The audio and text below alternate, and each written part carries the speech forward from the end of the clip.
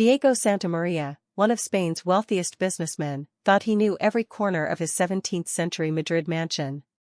But when he unexpectedly returned home that night and heard music coming from the main salon, he never imagined the scene that would change his life forever. Through the half-open door, he saw his Argentine employee, Esperanza, gently dancing with his daughter Carmen, who had been confined to a wheelchair for the past 3 years. For the first time since the accident, his daughter was smiling, and what he discovered in the days that followed about this mysterious woman shocked him so much that he decided to do something no one expected. Santamaria Mansion, Madrid. It was a cold November night that would be etched forever in Diego Santamaria's memory. The 52-year-old wealthy businessman passed through the automatic gate of his majestic 17th-century residence. It was later than usual. The board meetings had dragged on past 10 p.m. For the past 3 years, since his wife Pilar died in the car accident that left their daughter Carmen paraplegic, the mansion had become a silent mausoleum. Carmen, now 20, lived locked in her world of pain, rejecting every form of therapy and any hope of recovery. But that night, Diego heard something impossible: music. A sweet Spanish guitar melody drifted through the rooms, accompanied by a soft female voice singing a foreign lullaby. Intrigued and vaguely annoyed, he had given strict orders to the staff not to disturb Carmen after 8 p.m. He quietly approached the main salon. What he saw through the half-open door literally took his breath away.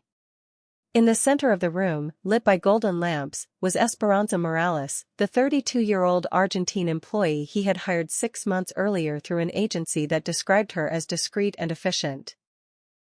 Now, she moved with an elegance that completely contrasted with her role as household staff. Esperanza gently held Carmen's hands and guided her in a slow, sinuous dance.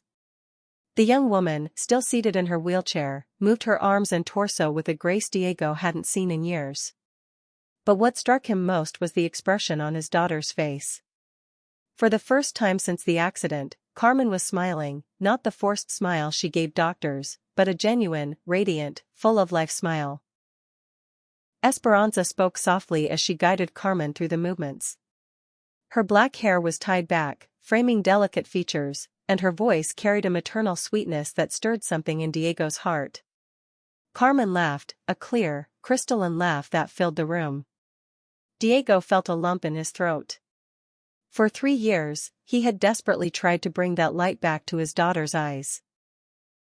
He had consulted Europe's top neurologists, built private gyms, and hired world-famous physical therapists, but no one had achieved what this simple Argentine employee was doing with an improvised dance.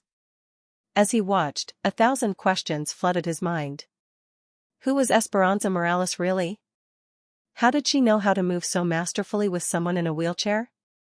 And above all, why did his daughter, who had rejected all physical contact for 3 years, trust her so completely? Esperanza continued guiding Carmen in movements that seemed impossible for someone paralyzed from the waist down, but every gesture was careful, precise, perfect, as if she had done this 1,000 times before. During the dance, Esperanza whispered something in Carmen's ear that made Diego start. He had heard his late wife Pilar talk about a particular dance move she loved, but how could Esperanza know about Pilar's tastes? Pilar had been a professional dancer before their marriage, but she had always kept that part of her life very private. The music slowly faded, and Esperanza helped Carmen settle back into her wheelchair. Diego heard his daughter say something he hadn't heard in 3 years: pure gratitude, genuine happiness. As Esperanza wheeled Carmen toward the elevator, Diego hid behind a marble column, his heart pounding. He had just witnessed a miracle, yet he felt like a stranger in his own home. Who was Esperanza Morales really? And what secret lay behind that magical dance that had brought life back to his daughter's eyes? The next day, Diego couldn't focus at work. Sitting in his 45th floor office, he kept replaying the scene from the night before: Esperanza's expert hands, her flawless technique, the confidence with which she handled the wheelchair. By midday, he called Javier Romero, his trusted private investigator. He needed to know everything about Esperanza Morales. Family, education, previous jobs, everything. That night, he came home earlier, parking a block away from the mansion and slipping in quietly through the service gate. He wanted to observe Esperanza without being seen.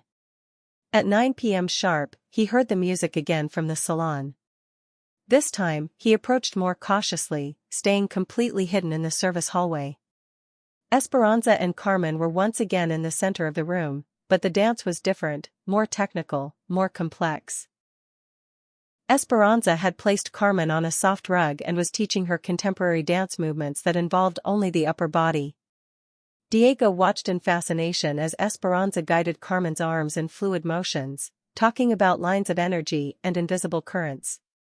But what shocked him most was when Esperanza quoted a phrase identical to something Pilar used to say while dancing. How could Esperanza know her? During a pause, Carmen asked Esperanza how she knew so much about her mother and how she was so skilled with people in her condition. Esperanza sat on the floor next to Carmen, taking a more intimate position. For the first time, she shared part of her story. Her mother had been a dancer at the Colón Theater in Buenos Aires.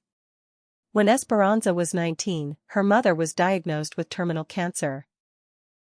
Esperanza gave up her own dreams of dancing to care for her, and her mother taught her that when the body is injured, the soul needs to dance even more. In her mother's final years, when she was in a wheelchair, Esperanza spent every night inventing ways to make her feel like a dancer again, even though her legs could no longer support her. Carmen listened in reverent silence, clearly moved by the story. Esperanza concluded by saying that she danced every night to keep her mother's memory alive and to honor everything she had taught her. Hidden behind the door, Diego felt something tighten in his chest. Esperanza wasn't just an employee, she was a woman who had dedicated her life to caring for the wounded, bringing them the only medicine she knew, dance. When Carmen asked if she believed she would ever truly dance again, Esperanza took the young woman's face in her hands and told her she was already dancing.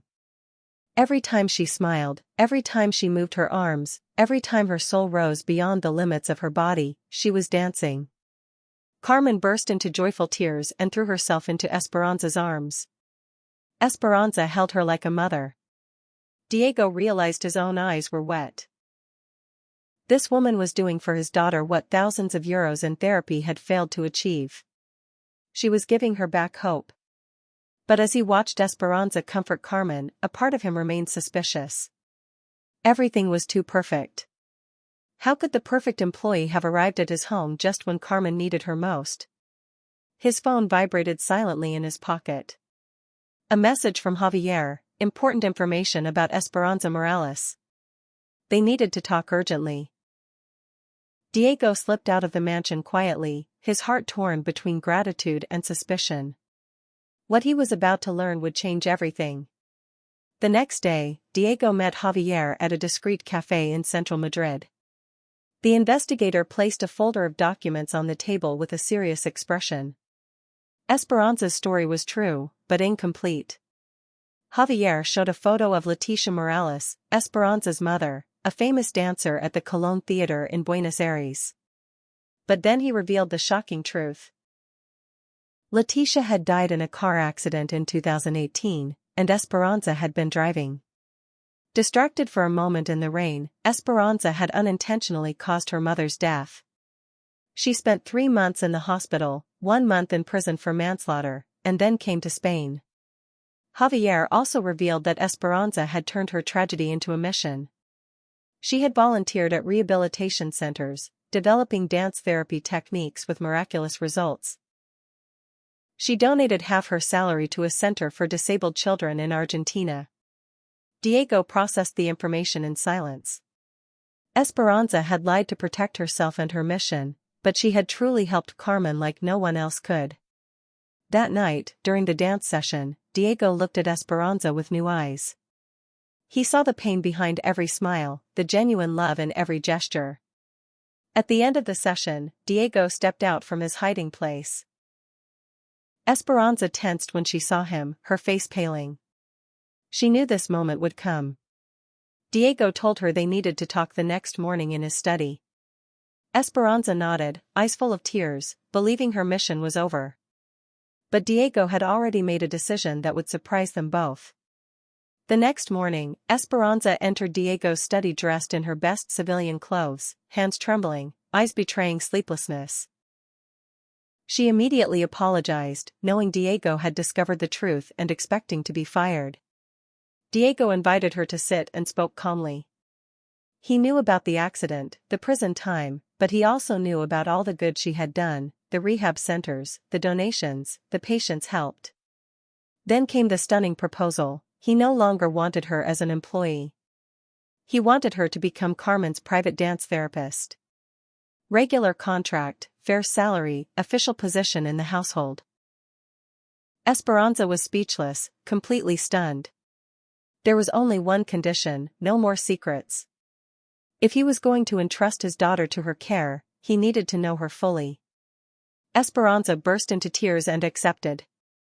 For the first time in years, she told the whole truth: the rain, the crash, her mother's death, the prison, her decision to dedicate her life to helping others.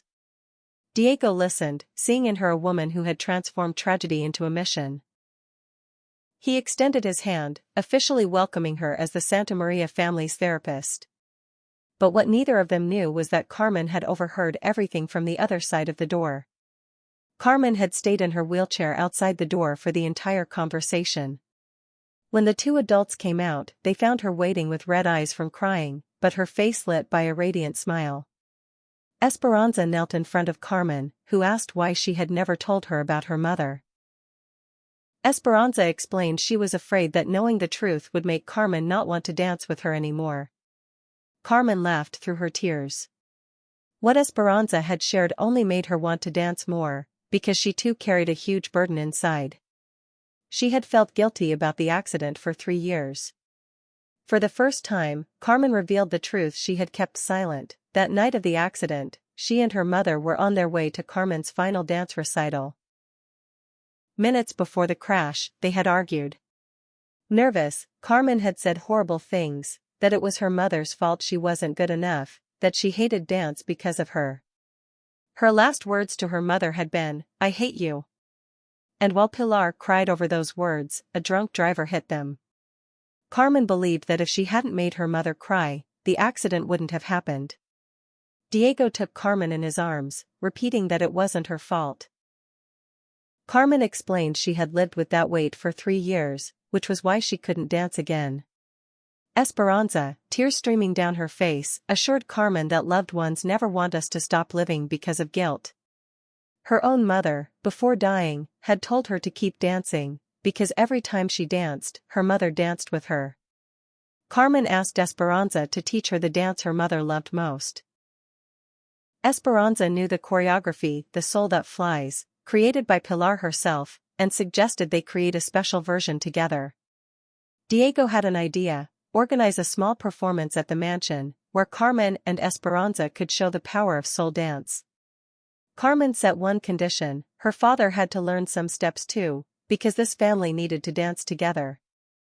For the first time in 3 years, the Santa Maria mansion filled with laughter, music, and hope.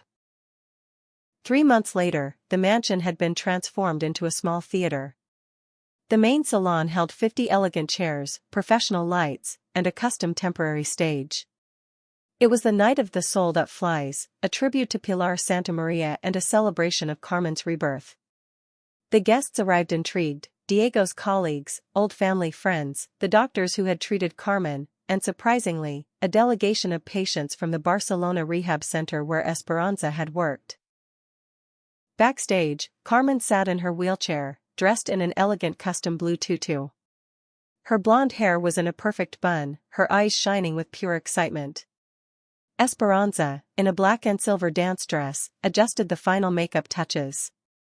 Carmen declared she had never been more ready in her life. Diego approached, handsome in his tuxedo, nervous but determined. In recent weeks, he had truly learned some dance steps and would join in the finale. The host introduced the evening, explaining that the audience wasn't just watching a dance performance, it was witnessing a testimony of how love and determination can turn pain into beauty.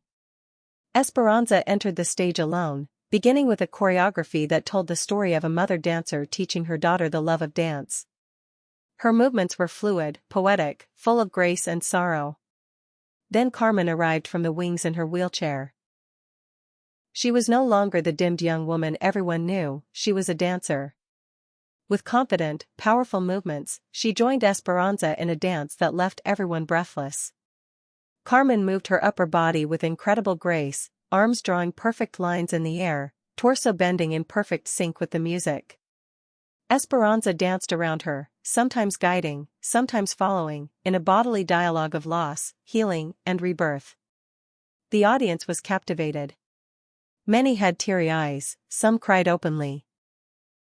They weren't witnessing pity, they were seeing true art, true beauty. In the climactic moment, Diego entered the stage. His movements were simple, not perfect, but full of paternal love. He joined the two women in a family dance representing the healing of a broken family. During the performance, Esperanza whispered to Carmen if she felt her mother's presence. Carmen, without missing a beat, whispered that she was there with them, in their hands, in their hearts, in every movement. The music reached its final crescendo, and the three performers froze in a pose symbolizing unity, love, and hope, Carmen in the center with arms raised to the sky, Diego and Esperanza at her sides, protective but not limiting. The silence that followed lasted a few eternal seconds. Then came a thunderous 5-minute standing ovation. The entire audience rose. Many wept. Everyone was deeply moved. After the applause, Esperanza approached the microphone. She explained that what they had seen wasn't just a show, it was the birth of a project. The Santa Maria family and she had decided to open a dance therapy school in the mansion to help others rediscover life's beauty through movement. Carmen took the microphone, declaring that 3 years earlier she thought her life was over, but that night she knew it had just begun, and she knew her mother was dancing with them from somewhere. Diego concluded by saying that night they had understood true wealth wasn't money in the bank, but the ability to turn pain into love, tragedy into mission, despair into hope. After the performance, as the guests left still deeply moved, the three remained alone in the salon. Esperanza and Carmen sat on the floor, Diego in his armchair, all still in performance attire. Carmen thanked Esperanza for giving her back her mother. Esperanza replied by thanking them for giving her a family. Diego looked at the two most important women in his life and smiled. He had started this story suspecting Esperanza, fearing for his daughter, trapped in his own grief. Now he had a new, expanded family built on love and cemented by dance. Carmen asked if tomorrow they would start with the school's first students. Esperanza confirmed they would begin changing the world, one dance at a time. As the moon lit the Santa Maria mansion, 3 souls whom fate had wounded and then healed danced together in the night's silent embrace, knowing that true love always finds a way to turn every ending into a new beginning. If this story touched you and made you believe in the healing power of love, give it a like and share it. Esperanza, Carmen, and Diego show that every tragedy can become a mission of hope. Subscribe for more heart-touching stories. Turn on notifications. Remember, true love never gives up. It always finds a way to turn pain into beauty. Share this message of hope,